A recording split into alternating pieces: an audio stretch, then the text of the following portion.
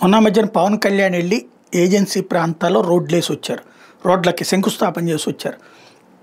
ఆ తర్వాత ఏజెన్సీని తన సొంతం కిందను చూసుకుంటున్నారు. అందులో భాగంగా అక్కడ వాళ్ళకి చెప్పులు పంపించడమా, మామిడి పళ్ళు పంపించడమా, రగ్గులు పంపించడం అలాంటివి చేయడం ద్వారా వాళ్ళతో ప్రేమని పంచుకుంటూ ఇంటరాక్షన్ పెంచుకుంటూ ముందుకెళ్తున్నారు.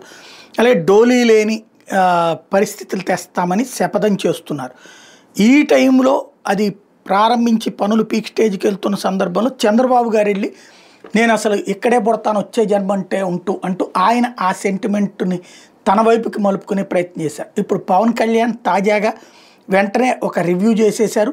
గిరిజన ప్రాంతాల 1000 కోట్లతో చేపట్టిన రహదారి పనులు వేగవంతం చేయమంటూ ఏది అధికారులకు ఆదేశాలు ఇచ్చేశారు. ఏదైతే అడవి తల్లి బాట పేరిట చేపట్టిన కొత్త రహదారి పనుల పురోగతి మీద ఆయన సమీక్షించారు. పంచాయతీరాజ్ గ్రామీణాభివృద్ధి శాఖ అధికారితో పీఎం జన్మన్ పథకంతో పాటు జాతీయ గ్రామీణోపాధి హామీ పథకం ఉప ప్రణాళిక నిధులతో కలిపి మొత్తం 1005 కోట్లతో గిరిజన ప్రాంతాల రహదారి పనులు 2 దశల్లో చేపట్టామన్నట్టు విషయం చెప్పుకొచ్చారు. ఈ పనుల విషయంలో అధికారులు ప్రత్యేక దృష్టి పెట్టాలి.